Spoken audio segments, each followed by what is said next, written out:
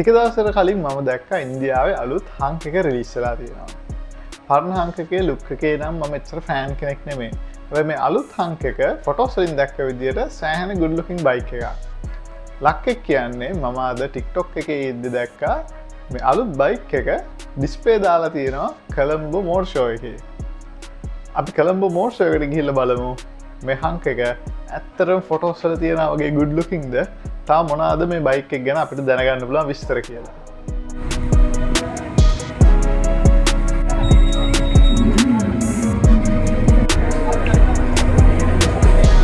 මේ motor show එක mostly electric වාහන තමයි තිබුණේ. ඇතුල් වෙද්දිම රිවෝල්ට් කියලා ඉලෙක්ට්‍රික් මෝටර් බයික් බ්‍රෑන්ඩ් එකක් තිබුණා. එතනින් පටන් ගත්තාම mostly ඉලෙක්ට්‍රික් මෝටර් ෂෝ එකක්. ඒ අතර තමයි හීරෝ බූත් එකේ මේ ඉන්ටර්නල් කම්බස්ටන් බයික් දෙකක් තිබුණේ. එක බයික් එකක් තමයි හීරෝ 125R එක. අනිත් බයික් එක තමයි අපි බලන්න ආපු හංක් 160R බයික් එක.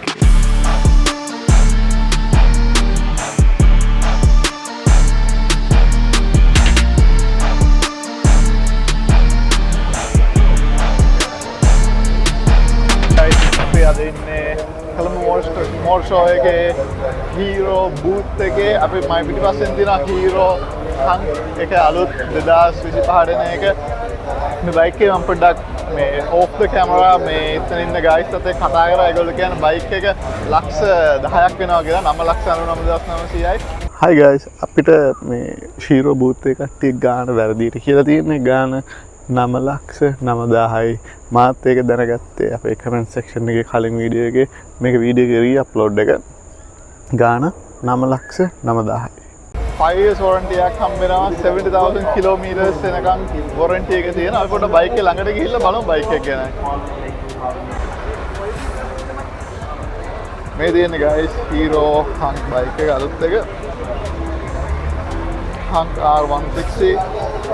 මත්තර මේ දැන් දවස් දෙක තුන කලින් මේ බයික් එක ඔන්ලයින් ෆොටෝස් දැක්කා. මේ කර කලින් හංක එනවා. ඇත්තට ඇත්තට ෆෑන් කෙනෙක් නෙමෙයි. මේ බයික් එක නම් මේ සෑහෙන හොට් ලුකින් බයික් එක. ඔයගොල්ලන් සද්ද ඇහෙනවා. දැන් බයික් එක ස්ටාර්ට් කරලා තියෙන්නේ. Single cylinder 4 cylinder oil cooled engine එකක් තියෙන්නේ. බයික් එකේ අප්සයිඩ් ඩවුන් ෆෝක්ස් තියෙනවා. කැබ බ්‍රෑන්ඩඩ් front disc එකේ සයිස් එක මම දන්නේ නැහැ. හැබැයි front single channel ABS තියෙනවා කිව්ව බයික් එකේ. ඊට අමතරව dash එක digital dash එකක් තියෙනවා. මේකේ bluetooth තියෙන dash එකක් තියෙන්නේ. bluetooth connect කරපුවම ඔයගොල්ලෝ notifications එනවා. gear position indicator එකක් තියෙනවා. fuel indicator එකක් තියෙනවා. engine එක අනිත් එක බයික් එකේ හිතන්නේ මේක EF5 වෙන්න ඕනේ. responsive engine එකක් තියෙනවා. අතන මේ වයින් දැන් කලින් හංකයකට සාපේක්ෂව මේක නම් සෑහෙන good looking බයික් එක. මට පදල බාන්න විදියක් නැහැ. ඉතින් මේ වෙන දවසක බයික් ටික එළියට ආපුවම මට පදල බලන්න.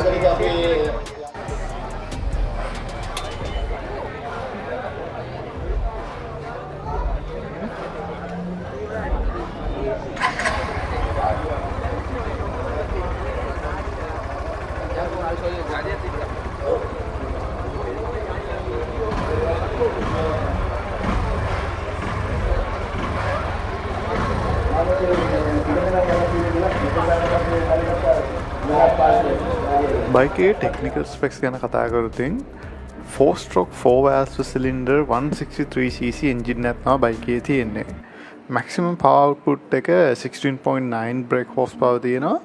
මේකේ මට තියෙන මේ ස්පෙෂල් කැරක්ටර් එකක් තමයි එන්ජින් එකේ overly squared එන්ජින් එකක් තියෙන. ඒ කියන්නේ එන්ජින් එකේ බෝර් එකේ සයිස් එක ස්ට්‍රෝක් එකට වැඩිය වැඩි. එතකොට එන්ජින් එක rev වෙන්න සෑහෙන ආස එන රෙවි එන්ජින් එකක් තියෙන්නේ. සෑහෙන හොඳ ෆන් එන්ජින් එකක් වෙයි කියලා මම හිතනවා. ඒක ඇත්තටම පැදලා බලන්න ඕනේ. හීරෝ ඔයගොල්ලෝ බයික් එකේ ගියාම මට වටයක් පදින්න දෙන්න බයික් එක.